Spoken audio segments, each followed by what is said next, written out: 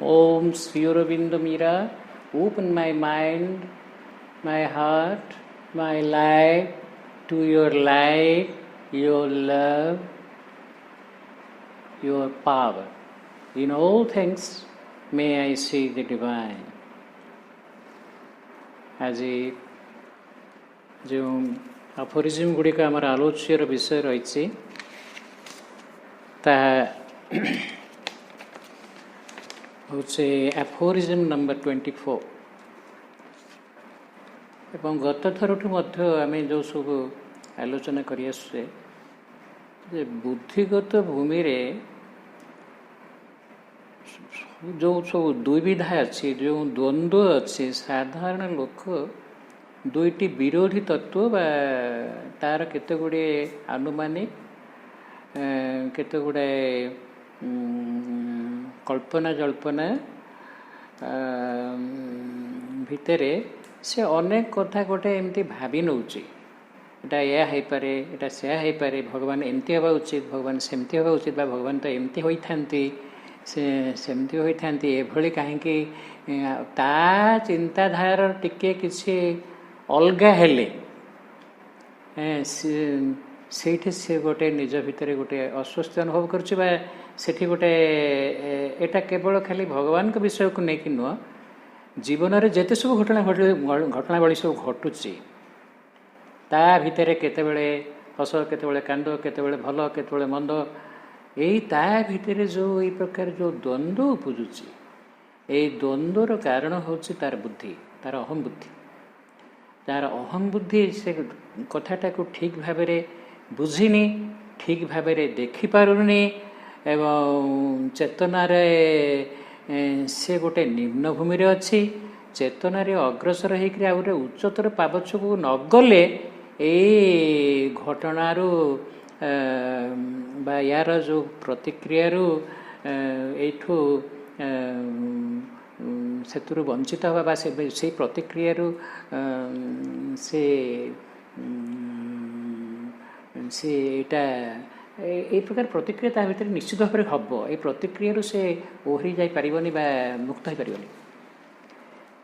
ଆଜିର ଯେଉଁ ସେମିତି ଯେଉଁ ଆଫୋରିଜିମ୍ଟି ଅଛି, ମୁଁ ପ୍ରଥମେ ତାକୁ ପାଠ କରୁଛି। ଆଫୋରିଜିମ୍ ନମ୍ବର 24.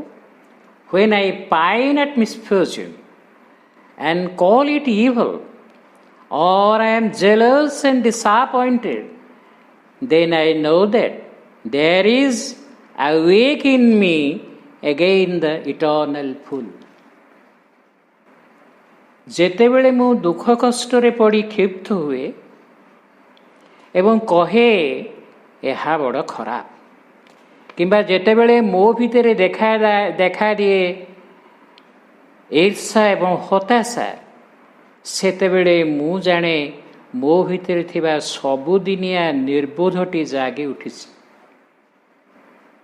ଶ୍ରୀ ଅରବିନ୍ଦ ସେ ପରମ ବ୍ରହ୍ମଙ୍କର ପ୍ରଜ୍ଞା ଚେତନାରେ ବାସ କରୁଛନ୍ତି, ଯେଉଁ ପ୍ରଜ୍ଞା ସମଗ୍ର ବିଶ୍ୱ ସହିତ ଏକ, ସମଗ୍ର ବିଶ୍ୱର ଉର୍ଦ୍ଧ୍ୱରେ, ପୁଣି ସମଗ୍ର ବିଶ୍ୱ ସହିତ ଏକ। ତେଣୁ ସେ ମାନେ ଏଇ କଥା ପ୍ରକୃତରେ ଆମ ଭିତରେ ଘଟୁଛି, ସାଧାରଣ ମଣିଷ ଭିତରେ ଘଟୁଛି। ସେ କିନ୍ତୁ ଆମ ସହିତ ନିଜକୁ ଆଇଡେଣ୍ଟିଫାଇ କରି କହୁଛନ୍ତି ଯେ ମୋ ଭିତରେ ଏମିତି ହେଉଥିଲା, ଆଉ ବା ଯେତେବେଳେ ମୁଁ ତା ମାନେ ଗୋଟେ ଦୁଃଖ କଷ୍ଟ ଅଛି, ସୁଖ ଅଛି, ଦୁଃଖ ଅଛି। ଏଇ ଦୁଃଖଟା କାହିଁକି ଉପୁଜିଲା, ମୋ ଭିତରେ କାହିଁକି ଗୋଟେ ବିକ୍ଷୋଭ ସୃଷ୍ଟି ହେଲା, ମୁଁ କାହିଁକି ଭାବିଲି ଏଇଟା ମୋର ଦୁର୍ଭାଗ୍ୟ। ତାମାନେ ଦୁର୍ଭାଗ୍ୟ ଅଛି ମାନେ ଗୋଟେ ସୌଭାଗ୍ୟ ବି ଅଛି। ଯେ ସୌଭାଗ୍ୟ ଆଉ ଦୁର୍ଭାଗ୍ୟ, ଏହାକୁ ନେଇକରି ମଣିଷ ଭିତରେ ମଧ୍ୟ ଦ୍ୱନ୍ଦ୍ୱ ଉପୁଜେ ଏବଂ ସେ ଯେତେବେଳେ ଦୁର୍ଭାଗ୍ୟ ବା କିଛି ଗୋଟେ ଦୁଃଖ କଷ୍ଟରେ ପଡ଼ିଯାଏ, ବହୁତ ଭାଳି ବସେ ଏବଂ ତା ଭିତରେ ମନରେ ବହୁତ ଦୁଃଖ ହୁଏ ଏବଂ ଏହା ମଧ୍ୟ ତା ଶରୀର ପ୍ରତି ମଧ୍ୟ ଏହା କ୍ଷତିକାରକ। ଆଉ କିଏ ଲୋକ ତାକୁ କିଏ ସୁଇସାଇଡ଼୍ କରିଦେଉଛି ଏବଂ କିଏ ମଧ୍ୟ ଅତ୍ୟଧିକ ଉତ୍ତକ୍ତ ହୋଇକରି ଆଉ କ'ଣ अन्य को हत्या कि अन्य ये मर्डर कर पकाउछि ए मनुष्य भितर यही प्रकार जो उठिबा पड़िबा ये सब कथाटा घटुछि एवं से भाविला जे यहाँ बहुत बड़े गोटे खराब कथा होगला बा खराब कथा घटिला बा यह मोर दुर्भाग्य सेतेबेले एभली परिस्थितिटा जेतेबेले आसीबो श्री अरविंद कहउचंती सेतेबेले तुमे जानी रख जे तुम भितरे से जो सबुदिनिया निर्बोधता से जो सबुदिनिया निर्बोधता होची से बुद्धिगत अहम इंद्रिय चेतना द्वारा परिचालित होता अहम तार एकपाखिया दृष्टि एवं भ्रम दृष्टि एवं भूल बुझाणा यही परिस्थिति उठी परिस्थिति उपजी ये तो ताकू सतर्क करा से संजत हुआ कौशल कारण सी दुर्भाग्य के ऊपर आणिकी कचाड़ी देनी एवं निज भ्रम दृष्टि भूल बुझामणार यही परिस्थिति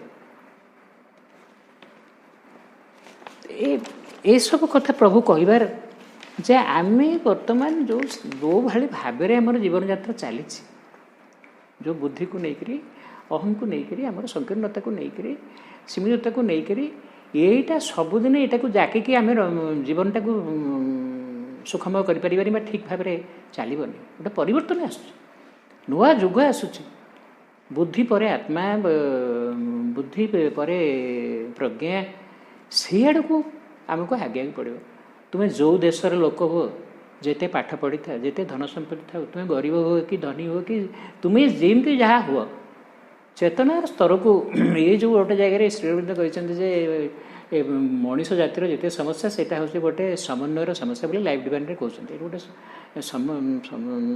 समन्वयर अभाव अच्छी बोली सामंजस्य आम रखिपारे बोली तो से संगति रखिपारे बोली ये गोटे संगतिगत समस्या बोली कहते किंतु एठी जो आफोरिज्म जो सब आलोचना गुड़िक आमर होचे आमे सबुथु सबु आफोरिज्म एक कथा आम जाना जे यहाँ हूँ गोटे चेतनागत समस्या आमे गोटे निम्न चेतनार अच्छे अहम चेतनार अच्छे बुद्धिगत चेतनार अच्छे जी कि जार पूर्णांग दृष्टि ना से एकपाक्ष भाव कथा को देखुची मने मने बहुत कथा कल्पना कर नौचे भावी नौ मने मने एवं ताकू लेकर विभिन्न प्रकार समस्या निजे से सृष्टि करुच्ची एवं यहीटा हूँ आमको आउ गोटे चेतनार उच्च स्तर को जावाक पड़ो जोटा को से प्रज्ञा बोली कहते एवं यही विषय सचेतन करने सबू कारिका गुड़िक आमको गोटे माने से गोटे शिक्षा दे चलते बाट कढ़ी चलते देख ये जो परिस्थिति सब हो जो गुड़ाक नहीं तुम्हें एत विव्रत हे मोर दुर्भाग्य पड़गला मोर एमती केते बड़ दुख है निज भर केते बड़ कांड से पुणी कर पकेला युड़ाक कि नुह एगुड़ा गोटे चेतनागत समस्या को ये सब कथा तुम घटुची तुम्हें निजे टे सतर्क है सचेतन है उद्यमक है गोटे नूतन चेतना नूतन कथा स्फुरित होगा जाऊँचे ताकू जो तुम्हें ग्रहण कर ताड़ को जो उन्मुख हम ये गोटे चुटकी कुआड़े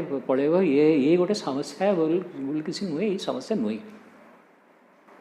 अच्छा ये एफोरिज्म उपर माँ को पुणी प्रश्न होती what is this misfortune and why does it come ये दुर्भाग्य कहले प्रकृत यहाँ कौन आटा केमती आसे कौन ये दुर्भाग्य प्रत्येक मनुष्य भीतर तार किसी ना किसी समस्या देकर समस्ते गति कर समस्ते कहते आए मो भाग्य खराब मत एमती भोगिया को है कि कर्म करी जे कौन है मत एमती विपद पड़ला ये समस्त किसी ना किसी प्रकार समस्या अच्छे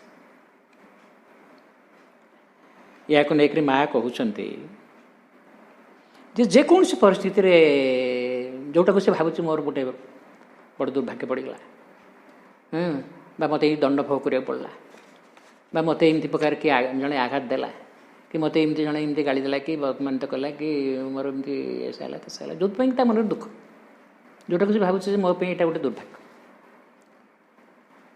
या माँ कहते जे जो परिस्थिति पड़क मुझे भावुची से परिस्थितिटा को मुझे ठीक भाव में मूल्यांकन करनी से परिस्थितिटा जहाँ कि मूल्यांकन मुझे करुँच मन मन जो टिप्पणीटा मुझे देली जे मोर यहाँ गोटे दुर्भाग्य आसी पहुँचीगला यहाँ हूँ संपूर्ण त्रुटिपूर्ण जो मंतव्यटा दूसरा मुझे कथाटा जो भाई चेतना रही मुझे मोर एमती असुविधा होगा कि मत गोटे दुर्भाग्य जुटिगला कि एमती गोटे मंद ये पड़ा शनि दृष्टि पड़ा यहाँ ठीक कथा नुह आम यहाँ अज्ञान वशतः एमती विचार कर सबू जिन पश्चात भगवान अच्छा भगवान जहाँ सबू जिन को सी परिचालित कर तेणु से जहाँ भी किसी घटुची परिशेष आमर सेटा आमको सेमती जना पड़ुची यहाँ मो एमती खराब है बोली ना ना ता जरिया किसी उपकार घटिया को जाऊँचे भगवान मंगलमय एवं परिशेष जहाँ घटो ता मु गोटे से मुहूर्त हठात प्रतिक्रियाशील होती कहीदे परिशेष में बुझी जाए प्रकृति में जहाँ घटीला ताही ठीक थिला किछि दिन बीती जापर तुम हठात रिएक्शनरी होती गोटे हठात प्रतिक्रिया जनक एमती कहीदेल एमती विव्रत हो पड़ल एमती दुख प्रकाश कल किछि दिन बीती जापर आपे आपे यथार्थ पट्टभूमि को जाए यथार्थ से जो पुणी आउ टिके फेरी जाए घटनावलीर प्रवाह और परिणाम कथा टिके बुझा को जदि आम चेष्टा करिबा ताहले आम टिके बुझा को सक्षम हबा जे सेते बेले आम बुझी पारिबो जहा किछि घटिला ता सतरे आवश्यक थिला एवं ताहा सतरे आम पई साहाय्यकारी थिला उपयोगी थिला और आम अग्रगति पाई के आवश्यक थिला जो परिस्थिति आसला मो पाख मो ऊपर जो परिस्थिति पड़ा जो घटना उपजिला सेटा मोर अग्रगति पे आवश्यक थिला सेटा नुहे जे मते गोटे दबाई दबा चपई दबा कि मते मु हठात एमती प्रतिक्रियाशील भावी नौ ना सबू कथा को भीतर को जाइकरी टिके पछक हटिकी किछि दिन परे तापर जदि मैं तर्जमा करी जे प्रकृत में से परिस्थिति में मुझे जमी भावुली कथाटा प्रकृत में से नुह ये तापर मापणी कहते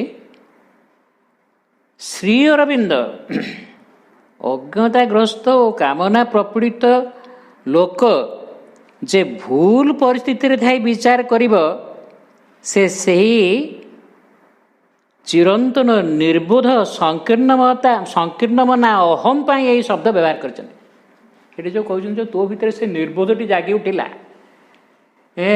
सीए आमको सचेतन करने कि जाकि कथाटी कहते जे आमे साधारण मनीष जेहेतु अज्ञताग्रस्त आमे कामना वासना द्वारा प्रपीड़ित हठात एमती किसी गोटे कौन टी असुविधा हो गले आमे टिके चमकी पड़ुचु आमे टिके खूब विव्रत हो जाऊँ प्रतिक्रियाशील हो जाऊँ ना ये हूँ मोर अहमगत संकीर्ण दृष्टि लगी मुझे प्रतिक्रिया जनाऊँगी मुझे समझदार होता एवं मुझे चेतनार गभीर थी निजक स्थिर रखि था समता मो भितर बजाय रखि था ताहले मु जानती जे यह पश्चात भगवान कि उद्देश्य अच्छे एवं भगवान सदा भगवान तो मंगलमय एवं मुझे परिस्थितिटा को आहुरी साहसर सहित आहुरी समचित्ततार सहित आहुरी प्रसन्नतार सहित मु सम्मुखीन हुअन्ति मु उपरि भाग चेतनार उपरि भाग रही बोली मु टिके कौन हेले मु विव्रत हो पड़ुछि तो सेते बेले मु निजको जेतेबेले मो भितर यही प्रकार प्रतिक्रिया सृष्टि होछि मु निजको सचेतन करेबी जे हे तो भितर वर्तमान से संकीर्ण बना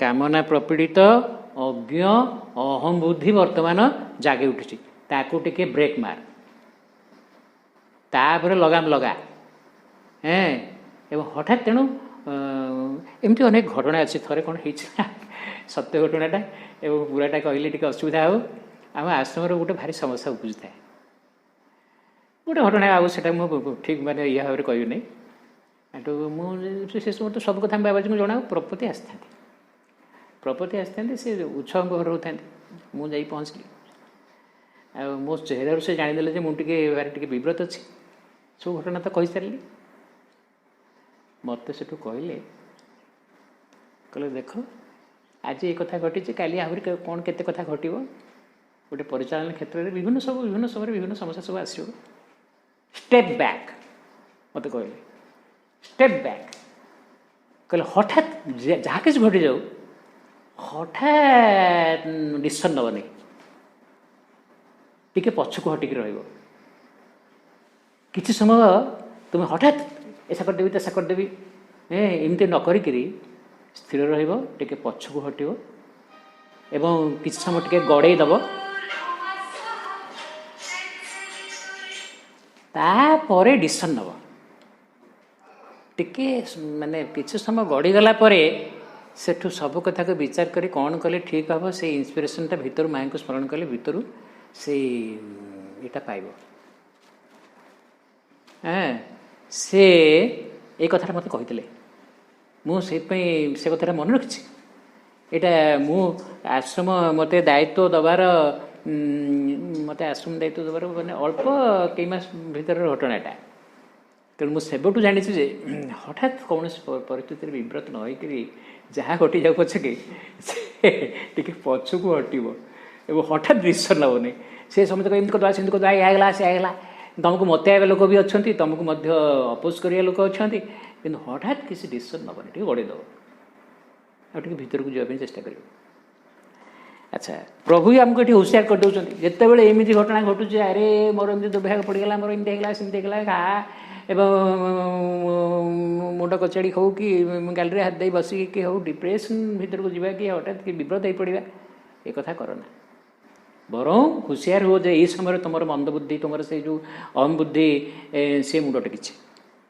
ताकू रोक लगा आ गोटे कथा है मैं कहते जे सबू कथा को यथार्थ भाव में बुझा और अनुभव करने सकाशे व्यापक दृष्टि थी दरकार तुम चेतनाटा जब विशाल नुहे तुम एकदम संकीर्ण मना होकर गोटे सीमित परिस्थिति भितर रही बराबर कुबंडक होकर रहा भाई रही तेणु चेतनाटा विस्तृत ना सबू दृष्टिकोण गोटे कथा जड़े विचार कर कहीं घटना घटला कौन घटला ये सब विषय ओ दिव्य उपस्थिति दिव्य संकल्प विषय जड़े सचेतन थी दरकार सबू पश्चात सबूर नायक होती भगवान सबू पश्चात सी अच्छा तेणु तांको चेतना सहित संपर्कित न हवा जाए से जो प्रज्ञा कहले जो दिव्य चेतना दिव्य ज्ञान आमे से स्तर में न पहुँचले जाए से दिव्य उपस्थिति अरे ये कहला से कहला से कहला किंतु गोटे सर्वत्र गोटे दिव्य उपस्थिति अच्छी से भगवान प्रेरणा कौन उत्साह कौन मुझे पाखे समर्पित एवं बा मुझे चाहे मु सत्य चाहे मु दिव्य चेतना चाहे मु समाधान चाहे मु संगति चाहे अच्छा ये कथा तो सब भगवान पाखे अच्छी भगवान सहित संपर्क न रखी सहित युक्त न होकर मुझे जापरि कि मु अहम भितर बुझी होकर रहीकि सब समस्या कौन समाधान कर ना मु यही सब परिस्थिति भयंकर भयंकर परिस्थिति आसो जीवन में किंतु सब समय बुझे ईश्वर इच्छाटा कौन आई प्रकार गोटे व्यापक दृष्टि विशाल दृष्टि दिव्य जो जहाँ पश्चात गोटे दिव्य उपस्थिति अच्छी जहाँ दिव्य ता आलोकमय ता शुभंकर एवं से दिव्य संकल्प ये लोक यह कहला से लोक यह कहला से लोक यह कहला भगवान को इच्छाटा कौन से स्थिर रहा एवं अंतर्मुख हो रहा एवं चेतना को व्यापक करवा विभिन्न दृष्टिकोण विचार करवा हठात उत्क्षिप्त न हवा एवं हेले दिव्य संकल्प कौन टे जानवर टे सुजोग पाइबे से प्रेरणाटा पाइबे हेले जाकरी गोटे यथार्थ निष्पत्ति को नहीं पारि अच्छा पंचम कथा हूँ एमती कले आम बुझीपर जे जहाँ आम घटे ताहा प्रकृत आम मंगल ମଙ୍ଗଲ ଭବନ ମଙ୍ଗଲହାରୀ ତ ହେଲେ ଭଗବାନ। ମଙ୍ଗଲମ ଭଗବାନ ବିଷ୍ଣୁ। ଯେ ଭଗବାନ ଯାହା କରୁଛନ୍ତି ଆମ ମଙ୍ଗଳ ପାଇଁ। ଏଥିରେ ଗୋଟେ ରାଧାଙ୍କର କବିତା, ରାଧାସ୍ ପ୍ରେୟାର ମା ଲେଖିଛନ୍ତି ଯେ ଜୀବନରେ ଯାହା କିଛି ଘଟୁଛି ସବୁ ହେଉଛି ସେ ଲୀଳାମୟ କୃଷ୍ଣଙ୍କର ଆଶୀର୍ବାଦ ଏବଂ ତାଙ୍କ ଇଚ୍ଛା ଅନୁଯାୟୀ ଘଟୁଛି, ଏବଂ ଯାହା ଘଟୁଛି ତାହା ମୋର ମଙ୍ଗଳ ପାଇଁ। ଆଚ୍ଛା, ଏଇ ଆଫୋରିଜିମଟି ସହିତ ମୁଁ ରାଧାଙ୍କ ପ୍ରେୟାର କଥା କହିଲି। ଶ୍ରୀ ଅରବିନ୍ଦଙ୍କ ରଚିତ ଗୋଟେ କବିତା ଅଛି ସରେଣ୍ଡର, ସମର୍ପଣ। ପ୍ରକୃତରେ ସମର୍ପଣ କହିଲେ କ'ଣ? ଆଉ ଏ ସମର୍ପଣ ଦ୍ୱାରା କ'ଣ ଆମର ଘଟେ? ସବୁ ତାଙ୍କର ନିଜେ ପ୍ରଭୁ ତ ସବୁ, ସିଏ ସାଧକ ସିଏ ସାଧନା। ଆଗ ସାଧନା କରି ଭଗବାନ ମନୁଷ୍ୟ ରୂପରେ ଅବତାର ହେଇ ନିଜେ ସବୁ ସାଧନା କରିଛନ୍ତି, ତାପରେ ସେଥିରେ ସିଦ୍ଧି ଲାଭ କରିକିରି ଆମକୁ ସେ କଥା ଜଣାଉଛନ୍ତି। ତାଙ୍କର ସବୁ ଅଭିଜ୍ଞତା ଗୁଡ଼ିକୁ ସେ କବିତା ଆକାରରେ ମଧ୍ୟ ଲେଖିଛନ୍ତି। ଯନ୍ତ୍ର ମୁଁ ତୁମରି ଜଣେ ନିବେଦୁଛି ଆହେ ମହାବାହୁ, ହେ ଗୂଢ଼ ପୁରୁଷ ପରା ପ୍ରକୃତି ଯେ ରହିଛି ମୋ ଠାରେ, ମୋର ସତ୍ତା ଏବେ ମୋର ପଳେ ପଳେ ଲିପ୍ତ ହୋଇ ରହୁ, ହେ ପରମ ପ୍ରଭୁ ତୁମ ଦିବ୍ୟତାର ସ୍ଥିର ମହିମାରେ। ସମର୍ପଣ କଲେ, ସମର୍ପଣ ମନୋଭାବ ରଖିଲେ ଏଇଭଳି ଭାବରେ ଆମେ ଦିବ୍ୟ ଉପସ୍ଥିତି ସହିତ ଉପସ୍ଥିତି ବିଷୟରେ ଜାଗ୍ରତ ହେବା ବା ତାର ସ୍ପର୍ଶ ପାଇବା। ଅରପିଛି ମନ ମୋର ମାନସ ଗଙ୍ଗୋତ୍ରୀ ଧାରା, ଖେଳା ହେବ ତବ ଇଚ୍ଛା ମୋର ସଁପିଛି, ହେଉ ତାହା ସଂକଳ୍ପରେ ତବ ପରିଣତ। ସମର୍ପଣ କରୁଛି ମାନେ କ'ଣ? ମୋ ଇଚ୍ଛାଟା ଭଗବାନଙ୍କ ପାଖରେ ନିବେଦନ କରିଦେଲି। ନିବେଦନ କରିଦେଲି ମାନେ ତାଙ୍କ ଇଚ୍ଛାଟା ସେ ସ୍ଥାନ ଗ୍ରହଣ କରିବ ବୋଲି ନା। ଆଉ ଦିବ୍ୟ ଇଚ୍ଛାଟା ହେଉଛି କଲ୍ୟାଣମୟ ଏବଂ ସବୁ ଦୃଷ୍ଟିରୁ ଭଲ। ତା ପଶ୍ଚାତରେ ଦିବ୍ୟ ସତ୍ୟ ଅଛି। ଆମର ଗହନ ଆଉ ଅପ୍ରକାଶ୍ୟ ମିଳନରେ ଲବ ନରହୁ ପଶ୍ଚାତ ପଡ଼ି, ମୋର ବୋଲି ଯାହା ପରିଚିତ। ସବୁ ଯଦି ଭଗବାନ ପାଖରେ ସମର୍ପଣ କରିଦେଇଛି, ମୋ ଇଚ୍ଛାକୁ ସମର୍ପଣ କରିଦେଇଛି, ମୋ କାୟା ମୋ ମନ ପ୍ରାଣ ସବୁ ସମର୍ପଣ କରିଦେଇଛି, ଆଉ ମୋର ବୋଲି କ'ଣଟା ଆଉ ରହିଲା ଯେ ମୋର କ'ଣ ଅସୁବିଧା ହେବ? ସବୁ ତ ଭଗବାନଙ୍କର ରହିଲା। ଭଗବାନଙ୍କର ହଉ ବୋଲି ମୁଁ କହିଛି।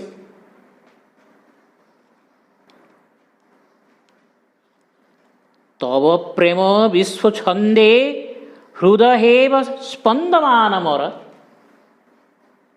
ପୃଥ୍ୱୀ ପ୍ରୟୋଜନ ଲାଗି ତନୁ ମୋର ପ୍ରଚାଳିତ ହେବ ତୁମ କରୁ।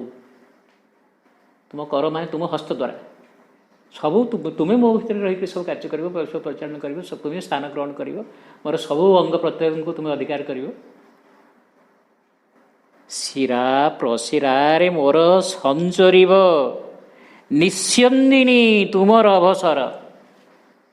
ଗୋଟେ ଝରଣା ପ୍ରାୟ ତୁମ ପ୍ରେମ, ତୁମ ଆନନ୍ଦ ମୋ ଭିତରେ ସଞ୍ଚରିତ ହେଇଯିବ, ସବୁବେଳେ ପ୍ରବାହିତ ହେଇଯିବ। ଆଉ ମୋର ବୋଲି ଗୋଟେ କ'ଣ ରହିଲା ଯେ ମୋର କ'ଣ ଆଉ ଅସୁବିଧା ହେବ? ସବୁ ତ ତୁମର, ତୁମେ ହେଲେ ସେ ସଚିଦାନନ୍ଦ, ଆଉ ମୋ ଭିତରେ ସେ ସଚିଦାନନ୍ଦ କ୍ରିୟା କଲେ ମୋ ଭିତରେ ତ ହେଇଯିବ ସବୁ ସଚିଦାନନ୍ଦ।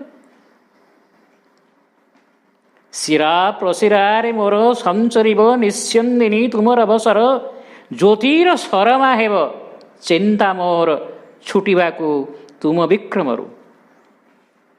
ଜ୍ୟୋତିର ଶରମା, ଶରମାକୁ ଗୋଟେ ଇଣ୍ଟୁଇସନ୍ ବୋଲି କୁହାଯାଏ, ଯେ ଭଗବାନଙ୍କ କୁକୁର ସବୁ ଚିହ୍ନି ପକାଉଛି ନା। ଆଜିକାଲି କ'ଣ ଚୋରି ଟୋରି ହେଲେ ପୋଲିସ ସବୁ ସେ ପୋଲିସ କୁକୁର ଯାଇକି ସବୁ ଚୋର ଧରୁଛି ନା ନାହିଁ। ବୁଦ୍ଧିଠୁ ଆହୁରି ଉଚ୍ଚତର ହେଉଛି ଇଣ୍ଟୁଇସନ୍। ଏ ପ୍ରଜ୍ଞାର ସେଇ ସମ୍ବୁଦ୍ଧି ଜ୍ଞାନଟା ଅଛି। ଆଉ ବୁଦ୍ଧି ମୋର ଛୋଟିଆ ବୁଦ୍ଧି ଦ୍ୱାରା ମୁଁ କାହିଁକି ପରିଚାଳିତ ହେବି? ଗୋଟେ ଉଚ୍ଚତର ଆଲୋକ ଦ୍ୱାରା କାହିଁକି ପରିଚାଳିତ ନ ହେବି? ମାତର ନଘେନି ରଖ ଆତ୍ମା ମୋର ନିରାଜନା ଲାଗି ଚିରତରେ। ସମର୍ପଣ କଲି ମାନେ କ'ଣ? ମୋ ଆତ୍ମା ତୁମର ପୂଜା ପାଇଁକି ନିବେଦିତ ହେଲା, ତୁମର ସେବା କରିବି, ଆଉ ମୋର କିଛି କାମ ନାହିଁ। ତୁମକୁ ଭେଟିବ ବୋଲି ତୁମର ପ୍ରତିଟି ରୂପେ ପ୍ରତିଟି ଆତ୍ମା। ଭଗବାନ ତ ସର୍ବତ୍ର ବିରାଜମାନ। ତେଣୁ ତୁମକୁ କ'ଣ ଖାଲି ଆକାଶରେ ଭେଟିବି କି? ପ୍ରତ୍ୟେକ ଆତ୍ମା ଭିତରେ ଭେଟିବି। प्रत्येक भितर तुमको देखिए, तुम सहित तुम इच्छा द्वारा परिचालित हे, प्रत्येक भितर तुमको आविष्कार करेंगे। गोटे सावित्री महाकाव्य अच्छी भेल ऑफ डार्कनेस, तापर भेल ऑफ ट्वाइलाइट, तापर भेल ऑफ लाइट, तापर होचंदी से सौंदर्यमय पुरुष, से सत्य शिव सुंदर। अर्थात आम आखि आगे ये सब आवरण पड़ी, मन प्राण शरीर चेतना स्तर थिला पर्यंत आग आम भगवान को देखिपारनु, सब अंधकार। जेतिकी जेतिकी आम भीतर चेतनार जागरण घटिव, से आसो गोटे ट्वाइलाइट, माने से गोटे गोधूली बा माने टिके आलोकर प्रवेश घटिव, झापसा, तापर आलोक, भगवान आलोक मो उपर पड़ला, बा मो भीतर से दिव्य ज्ञान दिव्य चक्षु खोलीगला।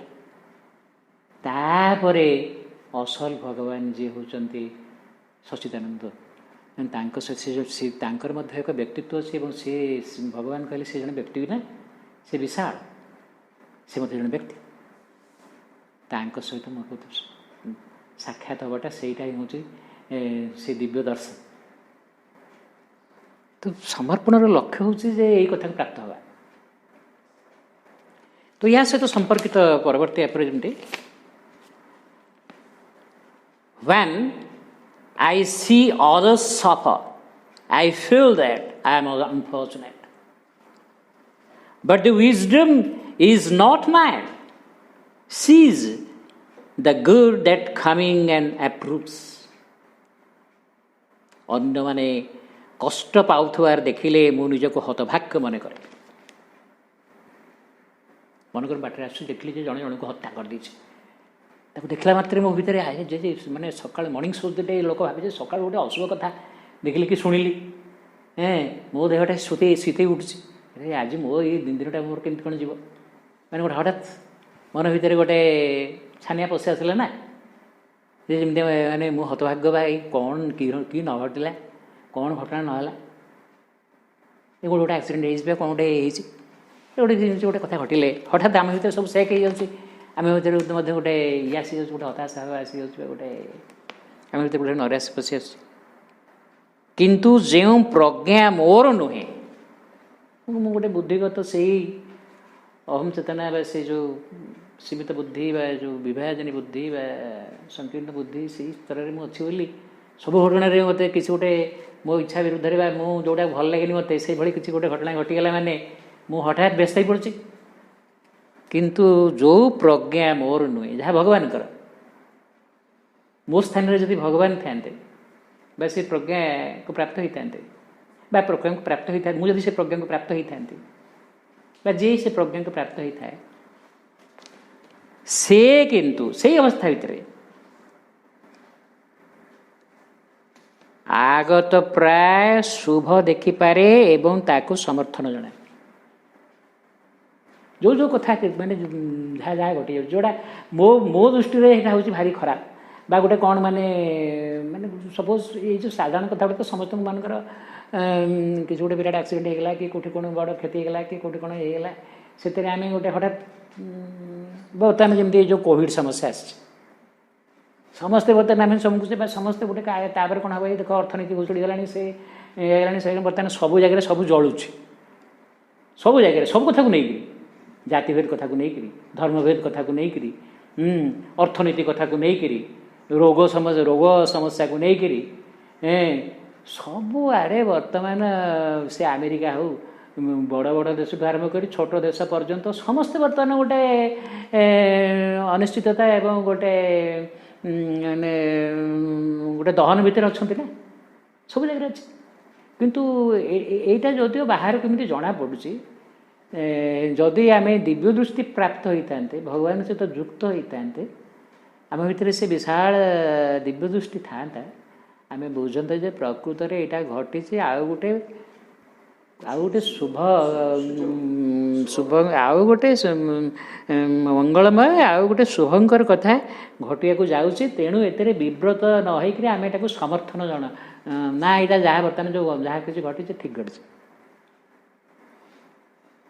हमको प्रस्तुत करुच्ची से प्रज्ञा को यात्रा करने की जो थे कि सब जिन गोटे समाधान करें यहाँ गोटे चेतनागत समस्या जिते जिनस आम भितर जिते सब प्रतिक्रिया सृष्टि होची ये हूँ गोटे चेतनागत समस्या यार समाधान बाट आन्न किसी नुहे कौ पॉलिटिकल लीडर कि मत टंका पैसा देदेले आउ कौन कि गोटे कौन करदे सब जिन समाधान हम ना जेपर्यंत मोर चेतना परिवर्तन होती जेपर्यंत मुझे प्रज्ञा स्तर को उन्नीत होती जेपर्यंत मु भगवान को आविष्कार न करी जेपर्यंत मोर मो भीतर भगवान कहले मोर अंतरात्मा आविष्कार न कर जहाँ पाखे से दिव्य दृष्टि अच्छी ये मन हूँ अंध द्विमत सेन आत्मा होती प्रज्ञावान दिव्य दृष्टिटा पाखे तो ये परिस्थिति सब आसी आमको गोटे एमती चाप पकाउे आम से दिव्य ज्ञान दिव्य प्रज्ञा से जिनटा प्राप्त हाँ प्राप्त भगवान प्रार्थना करवा निज भर खोजा चेष्टा करा भगवान प्रार्थना करें भगवान मत यहाँ दियो मु अंध मत से दिव्य चक्षु दियो मत से दिव्य ज्ञान प्रदान कर समस्या समाधान से एटी गोटे प्रश्न पचरा जाइए एप्रोजम से प्रज्ञा ताहले कौन जोटा मोर नहीं मोर नहीं हुए तो जड़े जोगी जे भगवान पाखे अच्छी अनेक देवता से गोटे तृतीय नेत्र ये आजिकल जो कहते विभिन्न प्रकार आजिकल सब बाबा आम तो तृतीय नेत्रटा को खोलीदेव सी एमती आखि को मैंने ऊपर को करके सी एमती पोजिंग करुँच आजिकल बहुत भल बाबा एमती बाहर सी सब तृतीय नेत्रटा खोलीदेव हाँ यहाँ सहज कथा ये सहज कथा नुह यहाँ कौन कि गोटे अरे ये जो प्रज्ञा नेत्र कथा कहुच्छी ये जाऊँ गोटे साधारण लब्ध एवं केतेकर कथा ये अच्छा ये माँ को प्रश्न है से प्रज्ञाटा ये विषय देख के आलोचना चलला प्रज्ञा कथा को आरंभ प्रथम आप्रेज नंबर 1 रु कही आसुँच जो लगे सब समस्या एठी माँ को पुणी पचरा होहेतु ये से प्रज्ञा शब्दटा आप्रेज रहा तेणु से विजडम कथा ये रहा तेणु माँ को पचरा हो से प्रज्ञा ताहले कौन यह से परम प्रज्ञा प्रभुंक परम ज्ञान जोटा भगवान ज्ञान से प्रज्ञा जहाँ विशाल गभीर एवं सब से सत्य दृष्टि जहाँ बलरे अतीत वर्तमान और भविष्यत को समभाव देखी हुए एक समय भी से देखिपारे जो गोटे घटना घटुच श्री अरविंद जिते इतिहास जिते कथा सब घटी जाने अन्य इतिहासकार मैंने से लिखिं अमुक मसीह या घटला से घटला कि कौन कारण जी देखा जाती से लिखिं श्री अरविंद संपूर्ण भाव में गोटे चेतनागत दृष्टिकोण जो ह्यूमन साइकिल जो ग्रंथ मानव युग चक्र यहाँ हूँ साइकोसोशियल डेवलपमेंट ऑफ ह्यूमन माने ह्यूमन सिविलाइजेशन जे से समय कौन मनस्तात्व मनीष चेतनार कौ स्तर में थिले बोली बा तांकर पड़ोसी बा अन्य लोक मैंने चेतनार कौ स्तर में थिले बोली ये कथा घटला से अनुजाई इतिहास लिखिं ना बा से अनुजाई मैंने तर्जमा कर प्रकाश कर तो से ये प्रज्ञा पाखे रही अतीत वर्तमान भविष्य को समभाव देखिपार क्षमता अच्छी तेणु से माने ये गभीर अंतर्दृष्टि दूरदृष्टि गभीर दृष्टि समदृष्टि विशाल दृष्टि सब कथा एक जगह अच्छी ना यही कार्य कारण और कारणर फलाफल को यह कार्य कारण और कारणर फलाफल को जानीपारे कज कौन कौन कारण थिला परिणाम कौन है फलाफल कौन है यही फलाफल घटवार कारण कौन ये माने तुम्हें अगरु मूल को आस कि मूलरू अग को जा उभय कथा से जापर सब आखि पकेला मात्र माने कौ माने सीबीआई लगेगा दरकार नहीं से चाहिए सब कथाटा मुहूर्तक जानीदेवे कहीं से घटना घटला समुदाय परिस्थिति को से ही मुहूर्त सामग्रिक दृष्टिकोण जानीपारे गोटे मिनिट्रे समस्या समाधान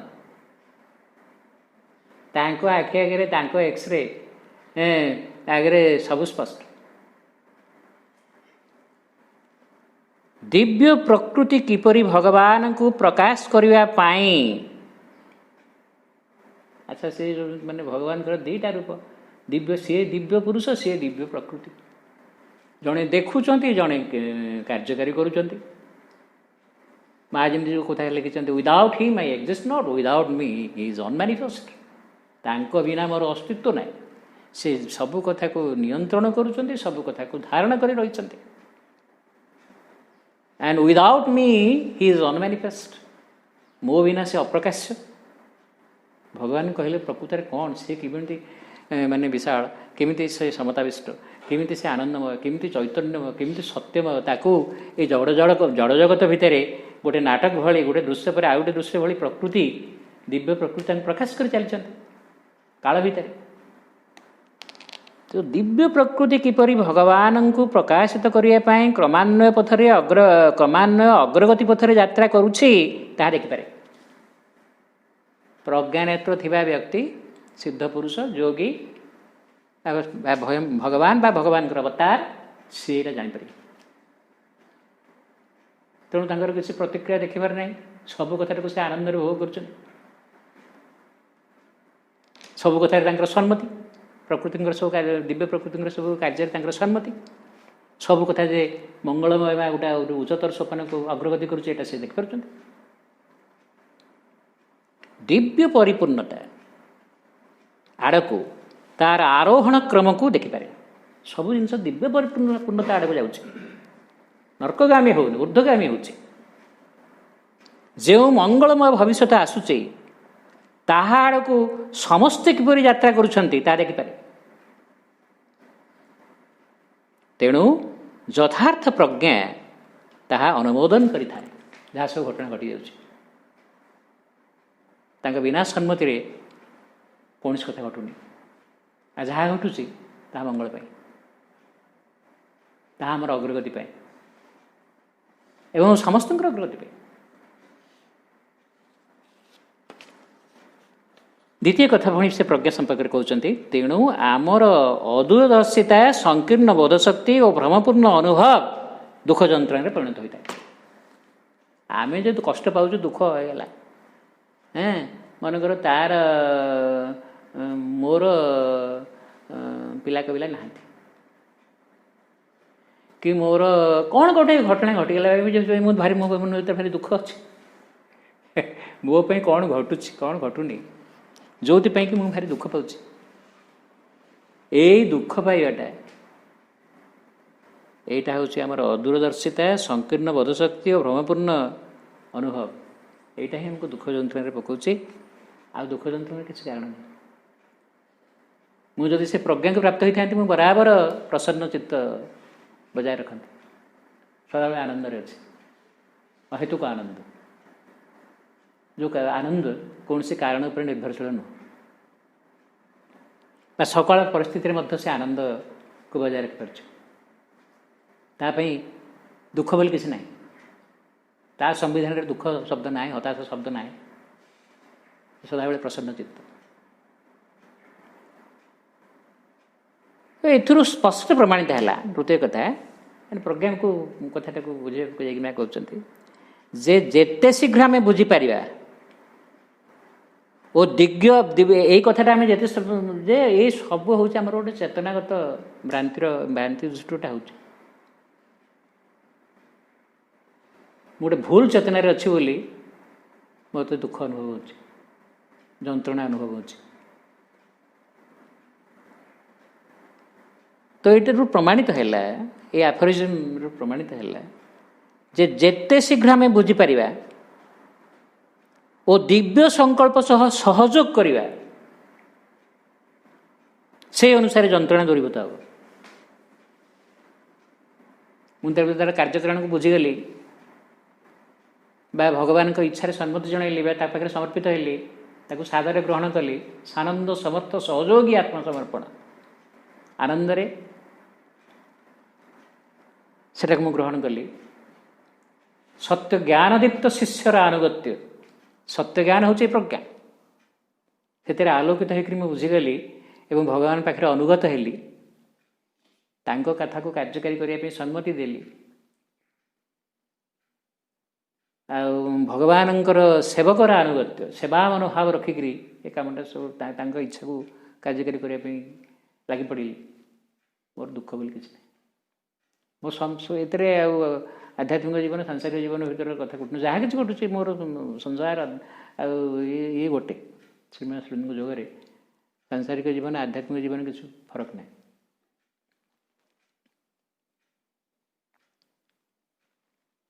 ପୁଣି ଏଇ ସମାନ ବିଷୟବସ୍ତୁକୁ ନେଇକରି ଯେମିତି ବି 24 ନମ୍ବର କାରିକା ସହିତ 25 ନମ୍ବର କାରିକାରେ ଯେମିତି ସେଠି ମିସଫର୍ଚୁନ କଥା କୁହାଯାଇଥିଲା। ଆଉ ଏଠି ଅନ୍ୟମାନଙ୍କୁ ଦେଖିଲେ ସେଟା ସେଇ ମିସଫର୍ଚୁନ ହେଉଛି ମାନେ ଆଉ ଯେଉଁଟାକି ଏଇଟା ହେଉଛି ଯେ ମନେକର ଏଇ ଯେଉଁ ଦୁର୍ଭାଗ୍ୟଟା ସେଠି ଅନ୍ୟ ଜାଗାରେ ଗୋଟେ ଘଟଣା ଘଟିଯାଇଛି ତାକୁ ଦେଖିକିରି ମୁଁ ଭାବିଲି ଯେ ଆଜି ମୁଁ କେତେ ହତଭାଗ୍ୟ। ମୋ ପ୍ରତି ଗୋଟେ ସେମିତିକା ସମସ୍ୟା ମୋ ଉପରେ ପଡ଼ିଲା ବା ସେମିତି ଦୁର୍ଭାଗ୍ୟ ମୋ ପ୍ରତି ଜୁଟିଲା, ତାକୁ ଦେଖିକିରି ମୁଁ କେମିତି କ'ଣ ପ୍ରତିକ୍ରିୟା ଜଣେଇଲି। ବିଭିନ୍ନ ପରିସ୍ଥିତିକୁ ନେଇକରି ମଣିଷ ଭିତରେ ଯେଉଁ ସବୁ ଦୁଃଖ କି ଯନ୍ତ୍ରଣା କି ହତାଶା କି ଗ୍ଲାନି ସୃଷ୍ଟି ହେଉଛି ସେଇଟାକୁ ବିଭିନ୍ନ ପଟ୍ଟଭୂମିରୁ ବିଭିନ୍ନ ଦୃଷ୍ଟିକୋଣରୁ ଆଲୋଚନା କରୁଛନ୍ତି। ସେମିତି ତା ସହିତ ସମ୍ପର୍କିତ 26 ନମ୍ବର କାରିକା ଏଟାକୁ ଭଲ ଭାବରେ ଶୁଣନ୍ତୁ। ଏଇଟା ଗୋଟେ କ୍ୟାରେକ୍ଟରକୁ ମାନେ ସିଧା ସିଧା ଶ୍ରୀଅରବିନ୍ଦ କୋଟ୍ କରୁଛନ୍ତି। Sir Philip Sidney said of the criminal led out to be hanged, ସେ କଥାଟା କହୁଛନ୍ତି, there but for the grace of God goes Sir Philip Sidney. Wiser Sri Aurobindo କହୁଛନ୍ତି, ଏଇଟା ଫିଲିପ ସିଡନୀଟା କହିଦେଲେ, କିନ୍ତୁ ଶ୍ରୀଅରବିନ୍ଦ କହୁଛନ୍ତି wiser had he said there by the grace of God goes Sir Philip Sidney. ଏହାର ଓଡ଼ିଆଟା ହେଲା, ଜଣେ ଅପରାଧୀକୁ ଫାଶୀ ଦେବା ନିମନ୍ତେ ନିଆଯାଉଥିବାର ଦେଖି ସାର୍ ଫିଲିପ ସିଡନୀ କହିଲେ, ହେଇଟି ଯାଉଥାନ୍ତା ସାର୍ ଫିଲିପ ସିଡନୀ ଯଦି ସେ ହୋଇଥାନ୍ତା ଭଗବାନଙ୍କ କରୁଣାରୁ ବଞ୍ଚିତ। କିନ୍ତୁ ଶ୍ରୀଅରବିନ୍ଦ କହୁଛନ୍ତି ସେ ଅଧିକ ଜ୍ଞାନର ପରିଚୟ ଦେଇଥାନ୍ତେ ଯଦି ସେ କହିଥାନ୍ତେ ହେଇଟି ଯାଉଛି ସାର୍ ଫିଲିପ ସିଡନୀ ଭଗବାନଙ୍କ କରୁଣାରୁ। କଥାଟା ହେଉଛି କ'ଣ, ଫିଲିପ ସିଡନୀ ବୋଲି ଜଣେ ବ୍ୟକ୍ତି ଇଂଲଣ୍ଡରେ ଥିଲେ। ସେ ଜଣେ ସମ୍ଭ୍ରାନ୍ତ ବଂଶର ଲୋକ, ଭଦ୍ର ଯେମିତି, ଆଉ ଭାରି ମାନେ ଗୁଣଗାରିମାର ଲୋକ। ଆଉ ସେ ବି ଜଣେ ସାହିତ୍ୟିକ, ସବୁ ଦୃଷ୍ଟିରୁ ଜଣେ ସମାଜରେ ଜଣେ ପ୍ରତିଷ୍ଠିତ ବ୍ୟକ୍ତି। ତ ସିଏ ଗୋଟେ ଘଟଣାକୁ ନେଇକି ନିଜ ମନ୍ତବ୍ୟ ଦେଉଛନ୍ତି। ତାଙ୍କର କେଉଁଠି ରଚନାରେ ଲେଖିଛନ୍ତି ବା ଏଇଟା ଗୋଟେ ସମ୍ଭବ ଘଟଣା। ମନେ କରନ୍ତୁ ଜଣେ ଲୋକକୁ ବର୍ତ୍ତମାନ ଫାଶୀ ନେଇଯାଉଛି, କିଛି ଗୋଟେ ମାନେ ଦୋଷ ସେ କରିଛି ବା କ'ଣ କରିଛି ବୋଲି ତାକୁ ଫାଶୀ ଦଣ୍ଡ ହେଇଛି ନା। ଆଉ ତ ସିଏ ଗୋଟେ ସମବେଦନା ଜଣେଇକିରି କହୁଛନ୍ତି ଯେଉଁ ସେ ଲୋକଟାକୁ ଦେଖିକିରି ଯେଉଁ ଲୋକଟାକୁ ଫାଶୀକୁ ନିଆଯାଉଛି, ଫାଶୀ କୁଣ୍ଡକୁ ନିଆଯାଉଛି, ଆରେ ଦେଖ ସିଏ ଫାଶୀ କୁଣ୍ଡକୁ ଯାଉଛି ମାନେ ମାନେ ବର୍ତ୍ତମାନ ଗୋଟେ ବଳି ପଡ଼ିବା ପାଇଁ ଯାଉଛି। ମୁଁ ଖସି ଯାଇଛି ମାନେ ମୋତେ ଭଗବାନ ଟିକେ କରୁଣା କରିଛନ୍ତି ବୋଲି ନା। ଆଉ ମାନେ ସେ ଫାଶୀ ଜନ୍ମ ଭୋଗ କଲା, ମୁଁ ଭଗବାନଙ୍କ କରୁଣା ମୋ ପ୍ରତି ଟିକେ ଅଛି ବୋଲି ମୁଁ ବଞ୍ଚିଗଲି ନା। ଆଉ ଏଇଟା ଗୋଟେ ମାନେ ଭଦ୍ରଲୋକର ସମବେଦନାପୂର୍ଣ୍ଣ କଥା, ଏଥିରେ କିଛି ଭୁଲ ନାହିଁ। କିନ୍ତୁ ଏଇଟା ତ ମାନେ ଏଇଟା ତ ଗୋଟେ ସାଧାରଣ ଲୋକ ଅପେକ୍ଷା ଗୋଟେ ଅନ୍ତତଃ ଗୋଟେ ସମବେଦନା ଉଦାର ହୃଦୟ ବ୍ୟକ୍ତି ଏଇ ହିଁ କଥା କହିପାରେ।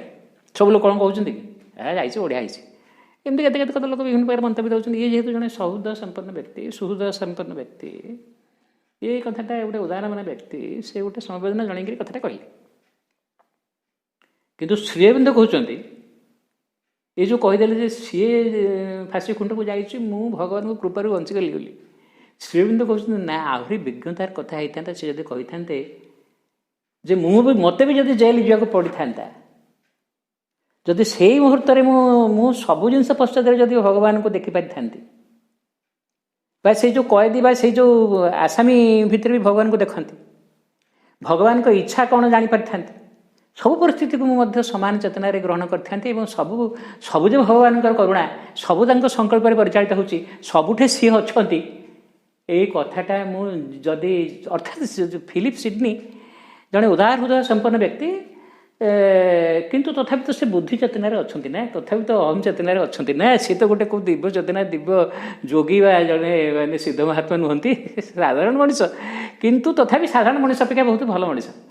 କିନ୍ତୁ ସେ ଯଦି ଜଣେ ଯୋଗୀ ମାନବ ହେଇଥାନ୍ତେ, ସେ ଯଦି ଆତ୍ମାବାନ ହେଇଥାନ୍ତେ, ସେ କହିଥାନ୍ତେ ସିଏ ନିଜେ ବି ଯଦି ତାଙ୍କୁ ଜେଲରେ ଯିବାକୁ ପଡ଼ିଥାନ୍ତା, ସିଏ ବି ଯଦି ସେଇ ମୁହୂର୍ତ୍ତରେ ଯଦି ସେ ମାନେ ସେ ତଥାପି କହିପାରିଥାନ୍ତେ, ଯଦି ସେ ଯୋଗୀ ହେଇଥାନ୍ତେ କହିପାରିଥାନ୍ତେ ଏହା ମଧ୍ୟ ଭଗବାନଙ୍କ କରୁଣା। ମୁଁ ଭଗବାନଙ୍କ କରୁଣାରୁ ମୁଁ ଖସି ଯାଇଛି ବା ମାନେ ଇଏ ଜେଲକୁ ମୋତେ ଜେଲ୍ ହେଇନି, ମୁଁ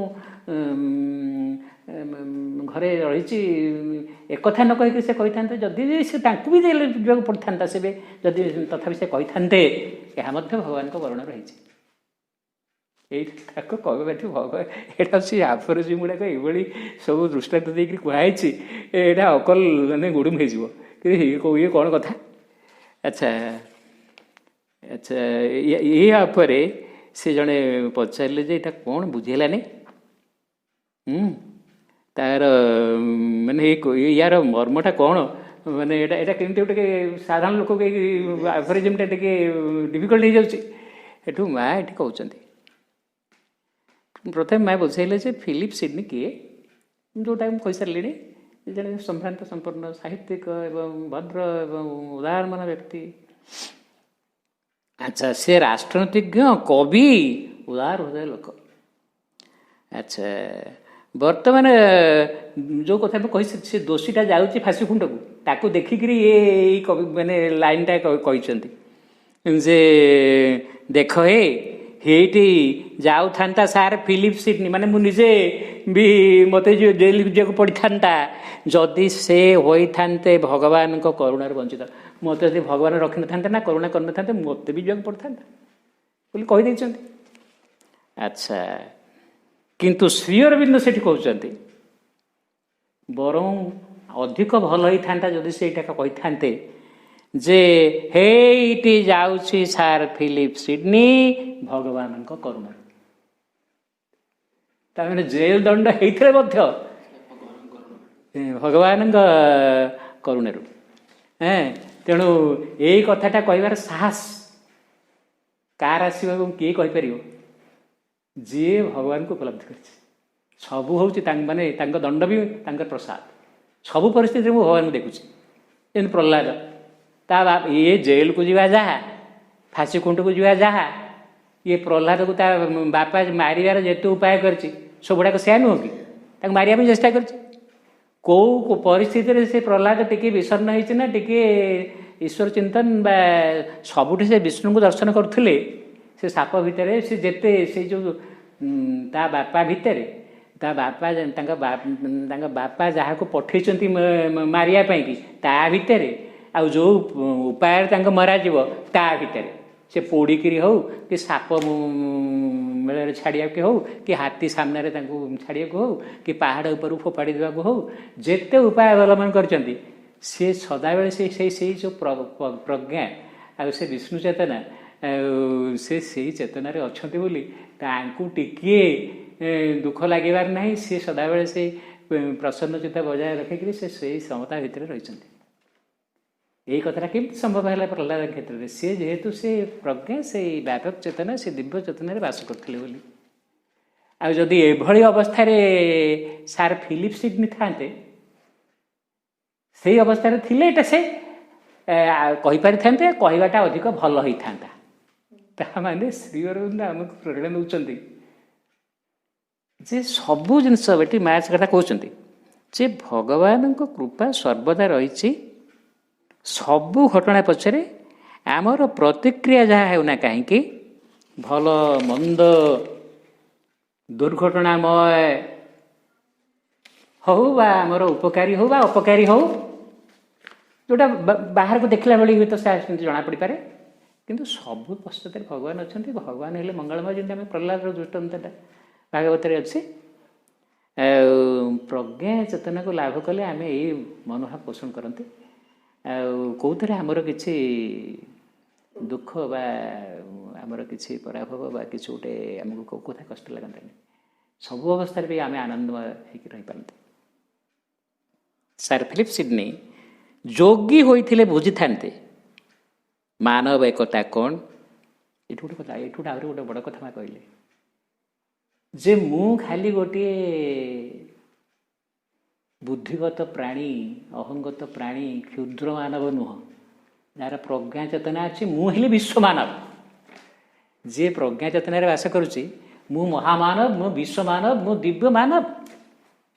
ମୋ ବିଶାଳ କାୟା, ବିଶାଳ ଚେତନା ଭିତରେ ତୁମେ ଅଛ, ସେ ଅଛନ୍ତି, ସିଏ ଅଛନ୍ତି, ମାନେ ସବୁ ଭିତରେ ମୁଁ ଅଛି। ଏଠି ମାନେ ସିଏ ଯାହା ଅନୁଭବ କରୁଛନ୍ତି ମୁଁ ସେଟା ମୋର, ମାନେ ସବୁଟା ମୁଁ ଅଛି। ମୁଁ ମାନେ ଏଠି ଦୁଇଟା କଥା, ଭଗବାନ ସର୍ବତ୍ର ଅଛନ୍ତି କଥା କୁହାଗଲା। ମୁଁ ଯଦି ଭଗବାନଙ୍କ ଚେତନା ସହିତ ଯୁକ୍ତ ହେଇକି ଅଛି, ମୁଁ ଏକାତ୍ମ ହେଇକି ଅଛି, ମୁଁ ବି ସବୁଠି ଅଛି। ମୁଁ ବି ସେଇ ଆସାମୀ ଭିତରେ ଅଛି, ମୁଁ ବି ଜଜ୍ ଭିତରେ ଅଛି, ଯେଉଁଟାକି ଆଲିପୁର ଜେଲ୍ ଭିତରେ ଶ୍ରୀବୃନ୍ଦ ଅନୁଭବ କରିଥିଲେ। ମୁଁ ସର୍ବତ୍ର ଅଛି, ସବୁ ମୋର ଅଙ୍ଗ, ସବୁ ମୋର ଅଂଶ। ମୁଁ ସେ ବିଶାଳ ପୁରୁଷ, ମୁଁ ସେ ବିରାଟ ପୁରୁଷ। ଏଇ କଥାଟା ମଧ୍ୟ ପ୍ରଜ୍ଞା ଚେତନାରେ ଜଣେ ଅନୁଭବ କରିପାରେ ଯେ ମୁଁ ହେଉଛି ବିରାଟ, ମୁଁ ବିଶାଳ, ମୁଁ ସାରା ପୃଥିବୀରେ ଅଛି, ସମସ୍ତଙ୍କ ଭିତରେ ଅଛି, ସମସ୍ତେ ମୋ ଭିତରେ ବି ଅଛନ୍ତି। ଏଇ କଥାଟାକୁ ଜଣେ ଅନୁଭବ କରିପାରନ୍ତା। ସାର୍ ଫିଲିପ ସିଡନୀ ଯୋଗୀ ହୋଇଥିଲେ ବୁଝିଥାନ୍ତେ ମାନବ ଏକତା କ'ଣ। ଅନ୍ୟ ଜଣେ ମଧ୍ୟ ନିଜର ଅଂଶ ବା ସେ ନିଜେ, ଯିଏ କି ଫାଶୀ ଖୁଣ୍ଟକୁ ଯାଉଛି, ଯିଏ ଫାଶୀ ଖୁଣ୍ଟକୁ ଯାଉଛି, ମୁଁ ଭାବୁଛି ସିଏ ଯାଉଛି, ମୁଁ ବଞ୍ଚିଗଲି, ତା ନୁହଁ।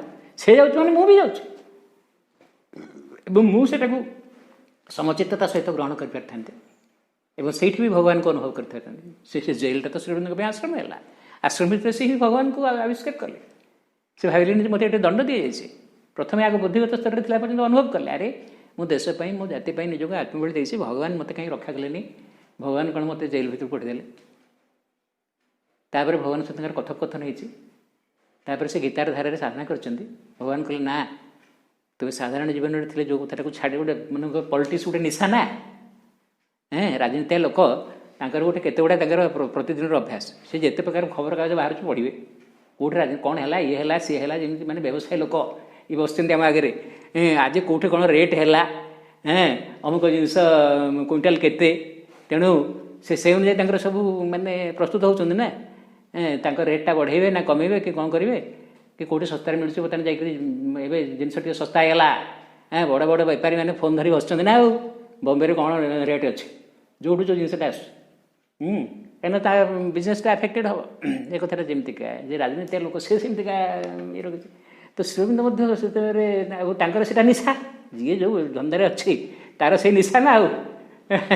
କିନ୍ତୁ ପ୍ରଜ୍ଞା ଚେତନାରେ ପହଞ୍ଚିଲେ ତା ଏଭଳି ଏକ ବ୍ୟାପକ ଆଉ ବିଶାଳ ଚେତନା, ଏଭଳି ଏକ ଦିବ୍ୟ ଚେତନା, ଏଭଳି ଏକ ସତ୍ୟ ଚେତନା, ସେଠି ଆଉ କ'ଣ ସେଠି ହେଲେ କି ଏଠି ହେଲେ ମାନେ ସେୟାର ବଜାରରେ ବର୍ତ୍ତମାନ ସେ ଯେଉଁ କ'ଣ ସୂଚକାଙ୍କ ବଢ଼ୁଛି ନା ଖସୁଛି, ଆମେରିକାରେ କ'ଣ ହେଲା, ଚାଇନାରେ କ'ଣ ହେଲା, ଏଠି କ'ଣ ହେଲା, ଆଜିକାଲି ସବୁ କଥାରେ ସବୁ ଲୋକ ଚମକୁଛନ୍ତି ନା, ଏବଂ ସେଠି ଏମିତି ହେଇଗଲାଣି, ସେଠି ଅମୁକ ହେଇଗଲାଣି, ସମୁକ ହେଇଗଲାଣି। ସମସ୍ତେ ବର୍ତ୍ତମାନ ଆଜିକାଲି ଯେଉଁ ମିଡ଼ିଆ ଯୋଗୁଁ ଆଗରୁ ଲୋକ ହେଲେ ଏତେ ଜାଣିପାରୁନଥିଲେ, ବର୍ତ୍ତମାନ ଫଟାଫଟ ପୃଥିବୀରେ କେଉଁଠି କ'ଣ ହେଉଛି ସମସ୍ତେ ଜାଣିପକାଉଛନ୍ତି। ତେଣୁ ସମସ୍ତଙ୍କ ଭିତରେ କ'ଣ ଗୋଟେ ଘଟଣା ଘଟିଲା, ବାଙ୍ଗାଲୋରରେ ଅମୁକ ସମୁକରେ ଦଙ୍ଗା ହେଇଗଲା, ସେଇଟାକୁ ବେଶୀ ଆହୁରି ଫରୱାର୍ଡ଼ କରିଦେଲା। ଏବେ ତ ତଥାପି ସବୁ ରେଷ୍ଟ୍ରିକ୍ସନ୍ ଭିତରେ 5 ଜଣଙ୍କଠୁ ଅଧିକ ଲୋକଙ୍କୁ ସେୟାର କରିପାରିବନି। ଏସବୁ ସତ୍ତ୍ୱେ ଭିତରେ ବି ହଠାତ୍ ମୁହୂର୍ତ୍ତକରେ ଦଙ୍ଗା ହେଇଯାଉଛି କେମିତିଆ। ଏଇଟା ହେଉଛି ଯେ କିନ୍ତୁ ଯଦି ମଣିଷ ପ୍ରକୃତରେ ସେ ବିଶାଳ ଚେତନା ଭିତରେ ଯଦି ବାସ କରନ୍ତା, ଏଇ ବହୁତ ଆଉ ଏ କୋର୍ଟ କଚେରୀ ପୋଲିସ ଥାନା ଇଏ ରହିବ ନାହିଁ। ଏଇଟା ତ କହିଛନ୍ତି ନା, ଏ ଅତ୍ୟାଚାର ଚେତନା ଯେଉଁ ନୂଆ ଯୁଗ ନୂଆ ଚେତନା ଆସୁଛି, ଏଗୁଡ଼ାକର ଆବଶ୍ୟକତା ରହିବନି। ଲୋକ ସେଇଭଳି ସାଧାରଣ ଲୋକ ଭଳି ତ ସେଇଭଳି ମନ୍ଦ କାର୍ଯ୍ୟ କରିବନି। ଆଉ ତାହେଲେ କାହିଁକି ଚୋର ଅଛି ବୋଲି ବା ଆଉ ବଦମାସ ଅଛନ୍ତି ବୋଲି ଥାନା ଅଛି, ସବୁ ଲୋକ ଯଦି ଦିବ୍ୟମାନବ ହେବେ, ପ୍ରଜ୍ଞାବାନ ହେବେ, ସତ୍ୟବାନ ହେବେ, ଏଗୁଡ଼ାକ କାହିଁକି ରହିବ? ଉଠିଯିବ ସବୁ। ଏହାକୁ ନେଇକରି ମଧ୍ୟ ଗୀତାରେ ଗୋଟେ କଥା ଅଛି ଯେ ଆମେ କହୁଛୁ ଯେ ଇଏ ତାକୁ ମାରିଦେଲା, ମାନେ ଜଣେ ଲୋକ ବଲିଯା ମାନେ ଗୀତାକୁ ତାକୁ ଜଣେ ମାରିଦେଇଛି ନା, ଜଣେ ମାନେ ଘାତକ ଜଣେ, ଆଉ ସେ ମୃତ ବ୍ୟକ୍ତି ଜଣେ। କିନ୍ତୁ ଯେ ଆତ୍ମାଙ୍କୁ ଉପଲବ୍ଧି କରିବ ସେ ପ୍ରଜ୍ଞାକୁ ଦିବ୍ୟ ଚେତନାକୁ ପ୍ରାପ୍ତ ହେବ। ଏଥି ନେଇକି କାହିଁକିନା ଅର୍ଜୁନ ଭାରି ଇଏ ଦୁଃଖିତ ହେଇଯାଇଛନ୍ତି ଯେ ଆରେ ମୋ ଅଜାଟା ମରିଯିବ ଯୁଦ୍ଧରେ, ମୋର ମାନେ ଏତେ ସେ ଶକ୍ତି ଲାଭ କରିଛନ୍ତି ଯେ ସମସ୍ତଙ୍କୁ ମାରିଦେଇ ପାରିବାର କ୍ଷମତା ତାଙ୍କର ଅଛି। ସେ ସ୍ୱର୍ଗରୁ ଦିବ୍ୟ ଅସ୍ତ୍ର ଆଣିଛନ୍ତି, ଶିବଙ୍କଠୁ ପାଶୁପତ ଅସ୍ତ୍ର ଆଣିଛନ୍ତି, କେହି ତାଙ୍କ ସାମ୍ନାରେ ଛିଡ଼ା ହେଇପାରିବେନି, ସମସ୍ତଙ୍କୁ ଶେଷ କରିଦେବାର କ୍ଷମତା ତାଙ୍କର ଅଛି। କିନ୍ତୁ ତଥାପି ଯେତେବେଳେ ତାଙ୍କ ଭିତରେ ସେ ଯେଉଁ ମମତା ବା ସେଇ ଯେଉଁ ସଂକୀର୍ଣ୍ଣ ଦୃଷ୍ଟି, ମୋ ଅଜା ପିଲାଦିନେ ମୋତେ କେତେ ଗେଲ କରିଥିଲା, କ'ଣ କରିଥିଲା, ଏଇ ମୋ ଶ୍ୱଶୁର, ଏଇ ମୋ ଭାଇ, ଏଇଟା ସଂକୀର୍ଣ୍ଣ ବୁଦ୍ଧିଗତ ଦୃଷ୍ଟି ନା। ଆଉ ତେଣୁ ଏ ଗୀତାଟା ଆମେ ଯେମିତି ଯାହା ବୁଝୁଛୁ ସେମିତି ନୁହଁ, ସେ ଗୋଟେ ଚେତନାଗତ ସମସ୍ୟା। ଏଟା ସେ ଆଉ ଗୋଟେ ଉଚ୍ଚତର ଚେତନାକୁ ନେବା ପାଇଁ ଚାହୁଁଛନ୍ତି, ଆତ୍ମଚେତନାକୁ ନେବା ପାଇଁ ଚାହୁଁଛନ୍ତି। ଇଏ ତ କହିଲେ ଯେ ସେ ମରିଯିବ ନା, ଆଉ ତାହେଲେ ମୁଁ କେମିତି, ମୁଁ ଜାଣି ଶୁଣିକରି ମୋ ଆଖି ଆଗରେ ମୋ ଇଏ ତାକୁ ମାରିଦେବି କେମିତି? ମାରିବାର କ୍ଷମତା ଅଛି ଏବଂ କେତେ ସେମାନେ ଅତ୍ୟାଚାରିତ ହେଇଛନ୍ତି। ତଥାପି ସେ ଯୁଦ୍ଧଭୂମିରେ ଗୋଟେ ଅନୁକମ୍ପାଶୀଳ ହେଉଛନ୍ତି, ସେ ଫିଲିପ ସିଡନୀ ଭଳି ହେଉଛନ୍ତି। ମାନେ ସେ ଗୋଟେ ଉଚ୍ଚ ବଂଶଜ ଏବଂ ଜଣେ ପ୍ରକୃତରେ ଅନ୍ତତଃ ଗୋଟେ ସମ୍ଭ୍ରାନ୍ତ ପରିବାରର ଲୋକ ବୋଲି ସେ ଗୋଟେ ଏତିକିଟା ଭାବି ପାରୁଛନ୍ତି। ଅନ୍ୟ ଲୋକ ତ ସୁଟ୍ ଆଟ୍ ସାଇଡ୍ କରିଦେଇଥାନ୍ତା। ତ ଏଇଠି ଜୟେନଂ ବେତି ହନ୍ତାରಂ ଯଶ୍ଚେନ ମନ୍ୟତେ ହତଂ ଉଭୌ ତୌ ନ ବିଜାନୀतो ନାୟ ହନ୍ତେ ନ ହନ୍ୟତେ। ଯିଏ ଭାବୁଛି ଯିଏ ଇଏ ହେଉଛି ହନ୍ତାର, ମାନେ ମାରିବା ଲୋକ, ଆଉ ଯିଏ ଭାବୁଛି ଯେ ଇଏ ମରିଗଲା ବୋଲି ଭାବୁଛି, ଏ ଉଭୟ ଜାଣିନାହାନ୍ତି ଯଥାର୍ଥ ସତ୍ୟ, ଯଥାର୍ଥ ଚେତନାକୁ ପ୍ରାପ୍ତ ହୋଇନାହାନ୍ତି। ନାୟମ୍ ହନ୍ତି ନ ହନ୍ୟତେ, ନା ଇଏ ମରିଛି ବା ତାକୁ କିଏ ମାରିଛି, ଅର୍ଥାତ୍ ସବୁଠି ସେ ଭଗବାନଙ୍କୁ ଦେଖୁଛନ୍ତି। ନ ଜାୟତେ ମ୍ରିୟତେ ବା କଦାଚିତ୍, ଏ ଆତ୍ମା କେତେବେଳେ ଜନ୍ମ ହେଉନି କି ମରୁନି, ସେ ଅମର, ସେ ବିଶାଳ। ମାନେ ଏଇ ଶ୍ରୀଙ୍କ ଆଫରିଜିମ୍ ବୁଝିବା ଯେମିତି ମାନେ ବେଳେବେଳେ ବିଭିନ୍ନ ଦ୍ୱନ୍ଦ୍ୱପୂର୍ଣ୍ଣ ଶବ୍ଦ ଏମିତି ଅଛି ଯେ କଷ୍ଟ। ଏଇ ଗୀତାରେ ମଧ୍ୟ ଶ୍ଲୋକ ବୁଝିବା କଷ୍ଟ। ଆରେ ଇଏ କ'ଣ କଥା, ଆମେ ସାଧାରଣ ଦୁନିଆ ଦେଖୁଛି ଜଣେ ମାରିଦେଉଛି ଆଉ ଜଣେ ମରୁଛି, ଏଠି କ'ଣ କୁହାହେଉଛି ଯେ ନା କେହି ମାରୁନି କି କେହି ମରୁନି। ମାନେ ସବୁଠି ସେ ଆତ୍ମା ଅଛନ୍ତି, ତାଙ୍କର କିଛି କ୍ଷୟକ୍ଷତି ହେଉନି। ତୁମେ ସମୁଦ୍ରରୁ ଯେତେ ପାଣି ଉଠା, ସମୁଦ୍ର ଯେମିତି ସେମିତି ଅଛି। ଏ ପବନରୁ ଏଠି ଯେତିକି ମାନେ ଏକ୍ଜଷ୍ଟ ଫ୍ୟାନ୍ ଦେଇକରି ଯେତେ ବାହାର କରିକି ଆଉ ଅନ୍ୟ ଫ୍ୟାନ୍ ଲଗି ଯେତେ ପବନ ଟାଣ, ପବନ କ'ଣ ସରିଯାଉଛି? ଇଏ ସେମିତିକା ନ ଜାୟତେ ମ୍ରିୟତେ ବା କଦାଚିତ୍ ନାୟମ୍ ଭୂତ୍ୱା ଭବିତା ବା ନ ଭୂୟ। କେହି ଜନ୍ମ ହେଉନି ବା ମରୁନି, ବା ଯଦି ବି ଜନ୍ମ ହେଲା ମାନେ ଆଉ ଯେ ଆଉ ଭବିଷ୍ୟତରେ ହବ ନାହିଁ କିଏ କହିବ? କହିବ ମୋ ଏଇ ଦ୍ରୋଣ ଅଛନ୍ତି, ବର୍ତ୍ତମାନ ଦ୍ରୋଣ ମରିଗଲେ କି ଭୀଷ୍ମ ମରିଗଲେ, କି ପୁଣି ଆଉଥରେ ଯେ ଦ୍ରୋଣ ଭୀଷ୍ମ ଆଉଥରେ ଜନ୍ମ ନ ହେବେ କି କହିବ? ସେ ବି ହେଇପାରନ୍ତି। ଅଜୋ ନିତ୍ୟ ଶାଶ୍ୱତ ଏୟଂ ପୁରାଣ। ଏବଂ ଏ ଆତ୍ମା, ଏ ଭଗବାନ କିଏ? ଅଜ, ତାଙ୍କର ଜନ୍ମ ନାହିଁ କି ମୃତ୍ୟୁ ନାହିଁ, ସେ ଅଜ, ଅଜନ୍ମା, ନିତ୍ୟ, ବରାବର ଅଛନ୍ତି। ଶାଶ୍ୱତ ଅୟଂ ପୁରାଣ, ପୁରାତନ କାଳରୁ ଅଛନ୍ତି, ଆହୁରି ଭବିଷ୍ୟତ କାଳ ପର୍ଯ୍ୟନ୍ତ ରହିଥିବେ। ନ ହନ୍ୟତେ ହନ୍ୟମାନେ ଶରୀରେ। ଏଇ ଶରୀରଟାର ମୃତ୍ୟୁ ହେଇପାରେ କିନ୍ତୁ ଆତ୍ମାର ମୃତ୍ୟୁ ନାହିଁ। ନ ହନ୍ୟତେ ହନ୍ୟମାନେ ଶରୀରେ, ଏ ଶରୀରଟାର ମୃତ୍ୟୁ ଘଟିପାରେ କିନ୍ତୁ ଆତ୍ମାର ମୃତ୍ୟୁ ନାହିଁ। ବେଦା ବିନାଶିନମ୍ ନିତ୍ୟମ୍। ତେଣୁ ତୁ ଜାଣ, ବେଦ ଜାଣିବାକୁ ଚେଷ୍ଟା କର। ଅବିନାଶିନମ୍ ନିତ୍ୟମ୍, ଏ ଆତ୍ମା ହେଉଛନ୍ତି ଅବିନାଶୀ, ଇଏ ହେଲେ ନିତ୍ୟ ଶାଶ୍ୱତ। ଜୟେନମ୍ ଅଜମବ୍ୟୟମ୍, ଇଏ ଅଜ, ଇଏ ଅବ୍ୟୟ କହିଲେ ଅବିନାଶୀ। କଥଂ ସ ପୁରୁଷ ପାର୍ଥ କମ୍ ଘାତୟତି ହନ୍ତି କମ୍। ଏ ଆଙ୍କ ମାରିବ କିଏ, ମାରୁଛି କିଏ, ମରୁଛି କିଏ? ଆତ୍ମା ଅମର, ଅବିନାଶୀ, ଶାଶ୍ୱତ ଏବଂ ବିଶାଳ। ଏ ଆତ୍ମାଙ୍କ କଥା ଯେମିତି, ସେ ପ୍ରଜ୍ଞା କଥା ସେମିତି, ସେ ଦିବ୍ୟ ଜ୍ଞାନ କଥା ସେମିତି। ସେଇ ଚେତନାକୁ ପ୍ରାପ୍ତ ହେଲେ ଆମର ସମସ୍ୟା ବୋଲି କିଛି ନାହିଁ। ସେମିତି ଗୋଟେ ନୂଆ ଯୁଗ ଆସୁଛି। ଏମିତି କେତେ ଉଥଲ ପୁଥଲ, ଆଜି କରୋନା ଆସିଛି, କାଲି କ'ଣ ହେବ, ମୋତେ ଜଣେ ଭଦ୍ରଲୋକ ହେଇଗଲାଣି ବୋଧେ 20-25 ବର୍ଷରୁ ମାନେ ସୁପର ସାଇକ୍ଲୋନ ପୂର୍ବର କଥା ମାନେ ସିଏ ଜଣେ ହେଉଛନ୍ତି ଆମେ ଜାଭିୟର ଇନଷ୍ଟିଚ୍ୟୁଟ୍ର ସେ ଜଣେ ପ୍ରଫେସର ସେତେବେଳକୁ ସେ ରିସର୍ଚ୍ଚ କରୁଥିଲେ ଯେ ଗୋଟେ ଇକୋନୋମିକ୍ ସୁନାମି ଆସିବ ଭବିଷ୍ୟତରେ ଆଉ ହ୍ୱାଟ୍ ଇଜ୍ ଦ ସଲ୍ୟୁସନ୍ ତାପରେ ତାଙ୍କର ରିସର୍ଚ୍ଚ ଥିଲା ଏ ସୁନାମି ଶବ୍ଦ ସେତେବେଳେ କେହି ଶୁଣୁନଥିଲେ ମୁଁ ତାଙ୍କଠୁ ମୁହଁରୁ ପ୍ରଥମେ ଶୁଣିଲି ପରେ ବାହାରିଲା ଯେ ଗୋଟେ ଜାପାନୀ ଶବ୍ଦ ଏବଂ ଏମିତି ଭୟଙ୍କର ଇକୋନୋମିକ୍ ସୁନାମି ସେ ଏଇ ସୁନାମି କଥା କହିନାହାନ୍ତି ଅର୍ଥନୀତିରେ ଗୋଟେ ଏମିତି ପ୍ରଳୟ ସମୟ ଆସିବ ମନେ କରନ୍ତୁ ସାଇବର ଆଟାକ୍ ହେଇଗଲା କି କ'ଣ ଗୋଟେ ଏମିତି ହେଲା ସବୁ ଅଚଳ ହେଇଗଲା ତୁମ ପାଖରେ ଜାତିକୁ ନେଇକରି ଧର୍ମକୁ ନେଇକରି କେତେ କେତେ ସମସ୍ୟା ଆମ ଦେଶରେ ମଧ୍ୟ ଅଛି ଆମ ନିଜ ଶରୀର ଭିତରେ ମଧ୍ୟ କେତେ କେତେ ସମସ୍ୟା ଅଛି ଆମେ ଜ୍ୱର ରୋଗ ମୃତ୍ୟୁ ସବୁ ପ୍ରକାର ସମସ୍ୟାରେ ଆମେ ପଡ଼ିଛେ ତ ମନୋବୁଦ୍ଧି ଦ୍ୱାରା ବର୍ତ୍ତମାନ ଏ ସମସ୍ୟାର ସମାଧାନ ନାହିଁ ଆତ୍ମା ଦ୍ୱାରା ପ୍ରଜ୍ଞା ଦ୍ୱାରା ଉଚ୍ଚତର ଚେତନା ଦ୍ୱାରା ଦିବ୍ୟ କୃପା ଦ୍ୱାରା ଦିବ୍ୟ ଦୃଷ୍ଟି ଦ୍ୱାରା ଏହି ସମସ୍ୟା ସମାଧାନ ହୋଇପାରେ ଏବଂ ହୋଇପାରିବାର ଏକମାତ୍ର ଉପାୟ ଏଇ ଆଡ଼କୁ ଶ୍ରୀଅରବିନ୍ଦ ଆମକୁ ବାଟ କଢ଼ାଉଛନ୍ତି ଏବଂ ଏହି ବିଷୟରେ ସଚେତନ କରାଉଛନ୍ତି ମୁଁ ପୁଣି ଆଫୋରିଜିମ୍ ଗୁଡ଼ାକ ଆଉଥରେ ପଢ଼ି ଦେଉଛି 24 ନମ୍ବର ଥିଲା When I pine at misfortune and call it evil or I am jealous and disappointed then I know that there is awake in me again the eternal full ଯେତେବେଳେ ମୁଁ ଦୁଃଖ କଷ୍ଟରେ ବଡ଼ି କ୍ଷୁବ୍ଧ ହୁଏ ଏବଂ କହେ ଏହା ବଡ଼ ଖରାପ କିମ୍ବା ଯେତେବେଳେ ମୋ ଭିତରେ ଦେଖାଦିଏ ଈର୍ଷା ଏବଂ ହତାଶା ସେତେବେଳେ ମୁଁ ଜାଣେ ମୋ ଭିତରେ ଥିବା ସବୁଦିନିଆ ନିର୍বোଧଟି ଜାଗି ଉଠିଛି 25 number When I see others suffer I feel that I am unfortunate but the wisdom is not mine sees that good that coming and approves